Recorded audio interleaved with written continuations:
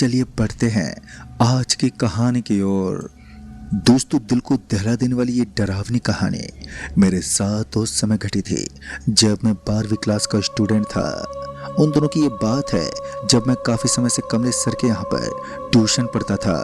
साल 2015 में काफ़ी ज़्यादा इम्प्रूवमेंट हो चुका था और भी काफ़ी सारी चीज़ें दुनिया में उभर कर सामने आ रही थी। इन सब चीज़ों का लुत्फ उठाने के खातिर मैं और मेरे सारे दोस्त उतावले रहते थे।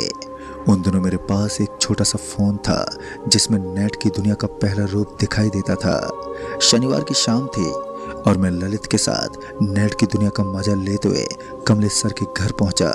जैसे हम कमलेश सर के घर पहुंचे तो उन्होंने हमें बहुत ही ज़्यादा डांट लगाई क्योंकि हम फ़ोन चला रहे थे। गुस्से में आकर कमलेश सर ने मेरे हाथ में मौजूद उस फ़ोन को छीन लिया और अपनी जेब में डाल लिया। मेरा घर यहाँ से करीब 2 किलोमीटर दूर था और मैं पैदल ही निकलता था। मैं जानता था कि जब तक कमलेश सर गुस्से में है तब तक वो फ़ोन को रखेंगे और फिर चाहते समय मुझे खुद पे खुद वापस कर देंगे। इसलिए मैंने ज़्यादा कुछ सोचना सही नहीं समझा और उसके बाद अपनी बुक लेकर कुछ पढ़ने लगा। अभी मैं पढ़ ही रहा था कि हमारे बीच भूत प्रेत नाम का एक नया शीर्षक जुड़ गया। कमलेश सर आज किसी मम्मी के बारे में बता रहे थे। जब हम उनकी बातें सुन रहे थे जो सच में बहुत ही ज़्यादा इंटरेस्टिंग थी।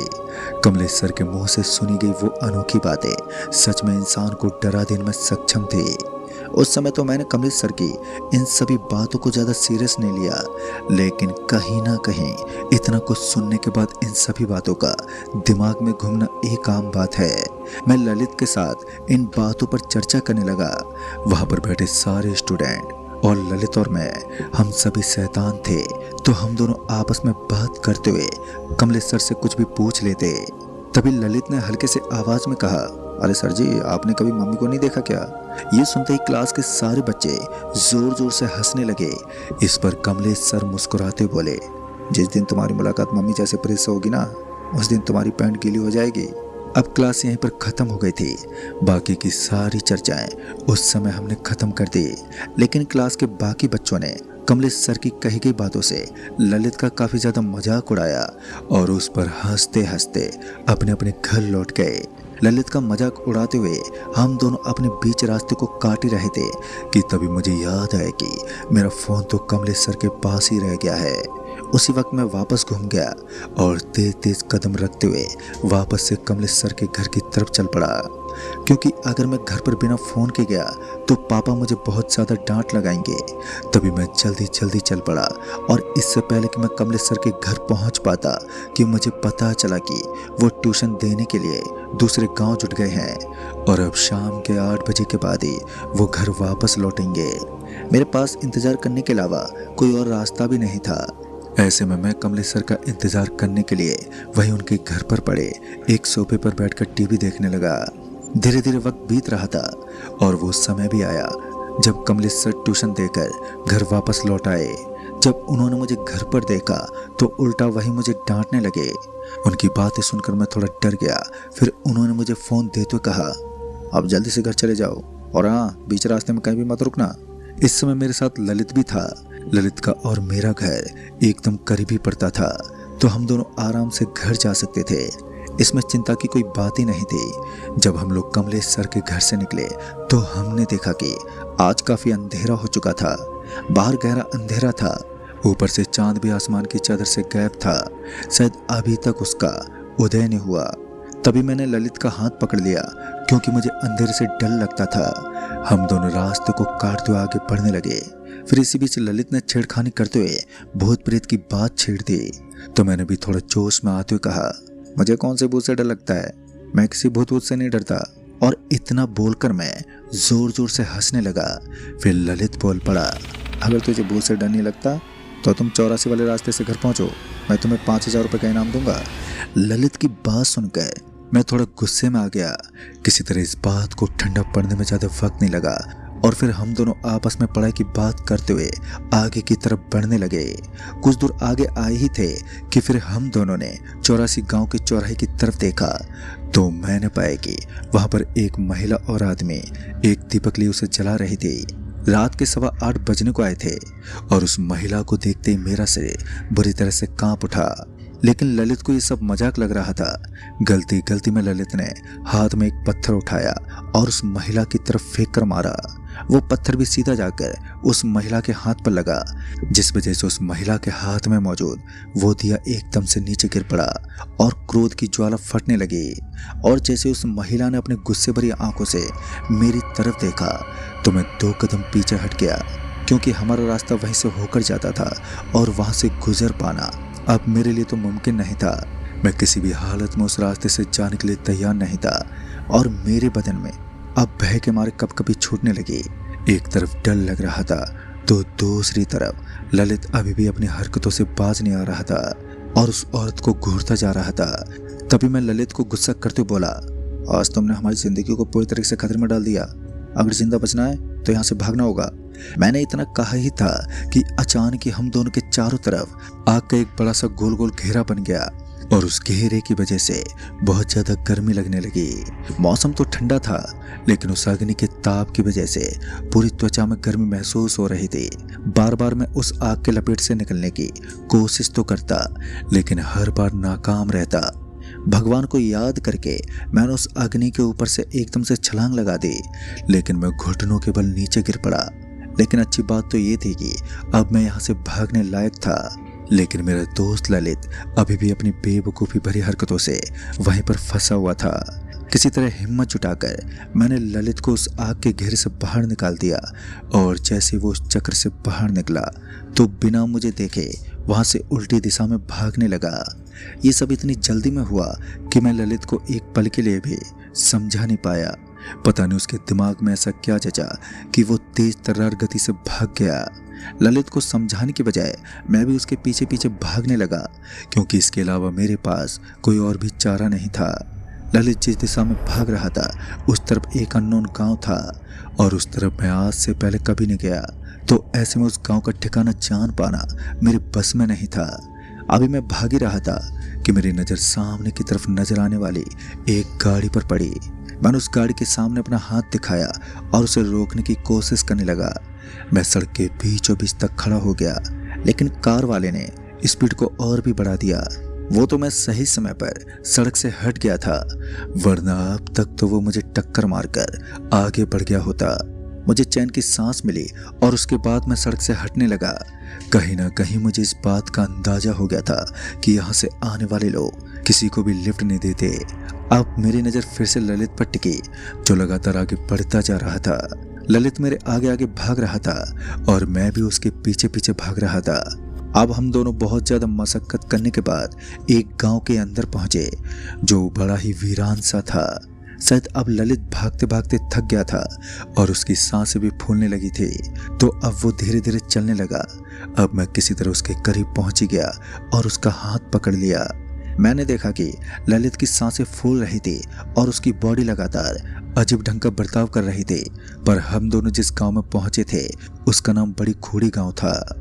हमने इस गांव के अंदर पहुंचने की मात्र 10 मिनट का वक्त लगाया, मगर जब मैं इस गांव की बात करूं तो ये कस्बा मुझे दिखने में कुछ ज़्यादा ही वीरान लग रहा था। मेरे और ललित के अंदर इतनी हिम्मत नहीं थी कि अब हम वापस अपने कदमों को घर की तरफ मोड़ सके, क्योंकि दहशत के बादल दोनों को चूर चूर कर रहे थे।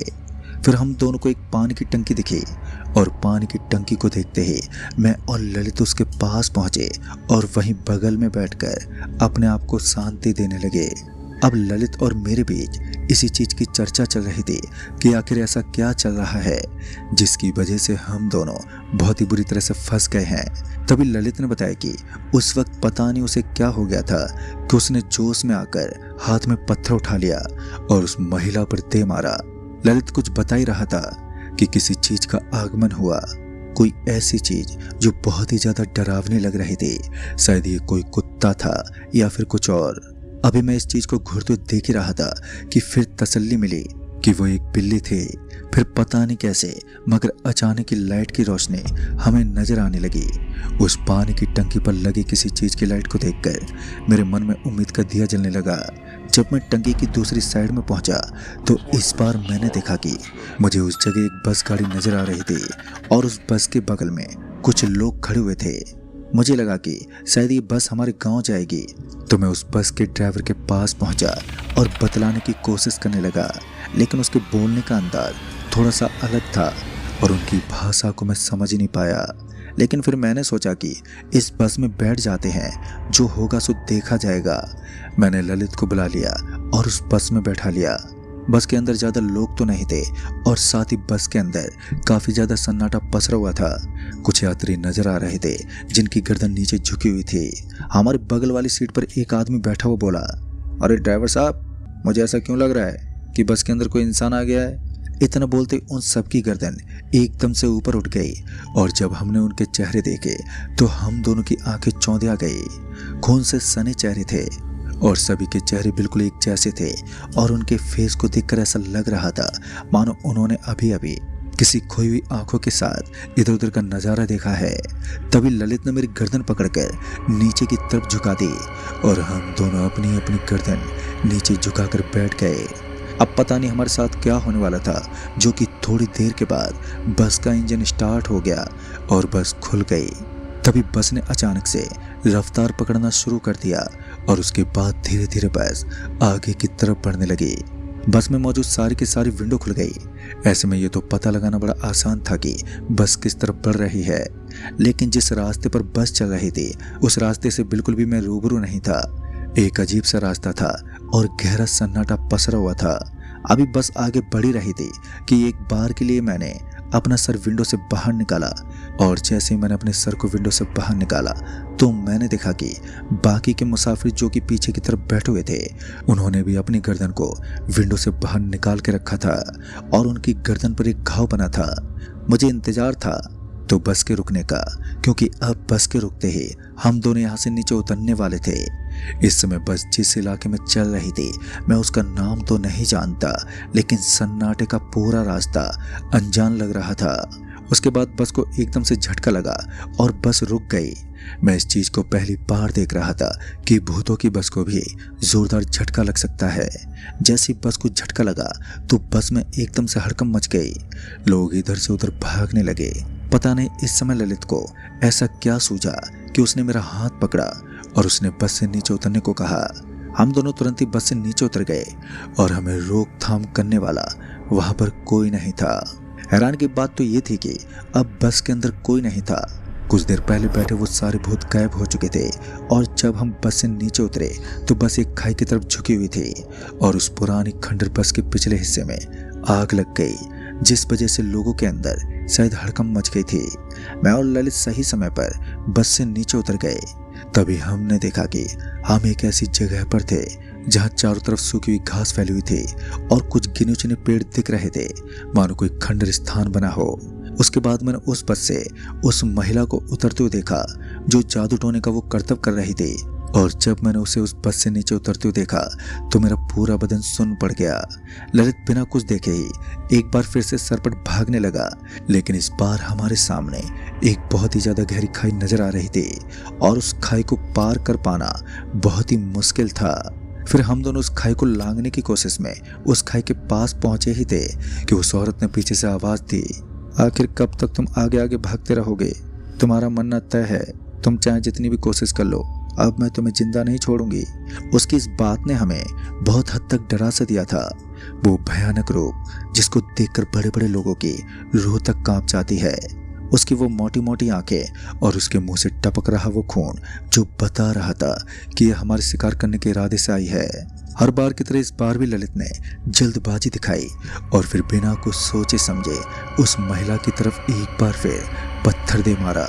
ललित की बेवकूफ़ी की वजह से हम लोग हर बार दलदल की गहराइयों में फंसते जा रहे थे और इस बार तो ललित ने हद ही कर दी, जिस वजह से वो महिला अपने डरावने रूप में आने लगी। उसके हाथों के नाखून और भी लंबे हो गए थे। ललित ने मुझे तुरंत ही अपने पीछे पीछे आने को कहा और मैं उसके पीछे पीछे चलने लगा, क्योंकि इसके अलावा मेरे पास कोई और भी रास्ता नहीं था। इतने में मेरी जेब में रखा हुआ फ़ोन एकदम से बजने लगा। जब फ़ोन की घंटी बजी तो मैंने अपना फ़ोन निकाला तो मैंने फ़ोन देखा कि रात के करीब 11:30 बज रहे थे और पापा का फ़ोन आ रहा था। फ़ोन को उठाते ही पापा सामने से आवाज़ देते हुए बोले, बेटा कहाँ पर हो तुम? अभी तक घर क्यों नहीं आए? उनकी बात सुनकर ऐसा लग रहा था मानो वो काफी ज्यादा चिंता में हो। इससे पहले मैं कुछ बोल पाता कि अचानक ही फोन का नेटवर्क गायब होने लगा। फोन के नेटवर्क में इस कदर कमी आ गई थी कि आवाज आना भी बंद हो गई थी और साथ ही फोन नेटवर्क एरर बताने लगा। सरपट भागने से अचानक ही मेरा पांव वहां बने हुए एक छोटे से गड्ढे में गिरा। उस गड्ढे के अंदर पानी भरा हुआ था तो मैंने ज्यादा ध्यान ही नहीं दिया, लेकिन वो गड्ढा इतना ज्यादा गहरा था कि मेरा पूरा का पूरा शरीर उसके अंदर समा गया। खाली मेरी गर्दनी पानी से बाहर बची थी। मैं सांस तो ले पा रहा था और एक मुसीबत ढलती नहीं कि दूसरा खतरा तैयार रहता। ललित की बेवकूफ़ी से मैं बहुत ही ज़्यादा नाराज़ था, लेकिन उसके चेहरे पर डर का इतना ज़्यादा असर नहीं था। सच में ललित हिम्मत वाला लड़का था जो अभी तक विचलित नहीं हुआ। किसी तरह मुझे एक बार फिर उसने उस गड्ढे से बाहर निकाला और दोबारा मेरी जिंदगी बचाई। ललित ने कहा, हमें पेड़ों की दूसरी तरफ भागना चाहिए, उस तरफ एक झील बनी हुई है। ललित के व्यवहार को देखकर ऐसा लग रहा था मानो वो हर रास्ते को बहुत अच्छे से जानता है और काफी समय पहले से ही वो इस जगह को परख चुका है। ललित के अंदर एनर्जी की भरमार थी, लेकिन अब मेरी सांसें टूटने लगी। ललित ने मेरा हाथ पकड़ लिया और मुझे खींचने लगा। इसी बीच हम उस झील के पास मौजूद एक पेड़ के नीचे पहुंचे तो हमने देखा कि उस पेड़ के नीचे हमें भगवान की मूर्ति पड़ी नजर आ रही थी। अंधेरा काफी हो चुका था और अब यहाँ से निकलने का मतलब था कि खतरों की दुनिया में एक बार फिर फंस जाना। इस घनघोर अंधेरे में बाहर निकलने से अच्छा था मैं और मेरा दोस्त ललित हम दोनों यहीं पर बैठकर किसी का इंतजार कर लेते या फिर सुबह होने के बाद ही यहाँ से निकल लेंगे। जैसे तैसे लगभग आधा घंटा तो बीत गया, लेकिन उसके बाद उस पेड़ के चारों तरफ अचानक ही लंबी लंबी गर्दन वाले जानवर हमें नजर आने लगे जो हवा में उड़ सकते थे। पता नहीं आसमान से नीचे क्या उतर रहा था जो रंगीन कलर का था और ज्यादा रोशनी से चमक रहा था। हैरान की बात तो ये थी कि उस पेड़ पर उस रोशनी का कोई असर ही नहीं हुआ। उस तेज तर्रार रोशनी के बाद वहाँ कुछ अजीब से लोग नजर आने लगे जिनका मुंह उसी महिला की तरह था, यानी कि महिला के भेष में नजर आने वाला यह एक भूतों का झुंड था जिन्होंने हमें चारों तरफ से घेर लिया था।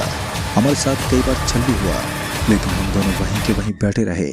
हमने एक दूसरे का हाथ पकड़ लिया था, लेकिन हम समझ चुके थे कि इस पेड़ के नीचे आने से ना आत्मा को डर लगता है। और उस रात मैंने अपनी जिंदगी की सबसे डरावनी रात बिताई।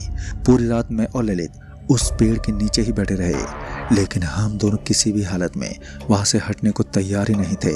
फिर जब सूरज की पहली किरण उस पेड़ पर पड़ी तो सच में उस पेड़ के ऊपर हरे रंग का धुआं निकलने लगा। मैंने अपनी लाइफ में पहली बार हरे रंग का धुआं देखा था जो इतना चमकदार और सुंदर लग रहा था। हमें एक अलग सा सुकून मिल रहा था, लेकिन हम दोनों अभी भी उस पेड़ के नीचे ही थे। जब सुबह वहां से कुछ लोगों का आगमन हुआ तब हमें पता चला कि यह गांव तो कब से खंडर है।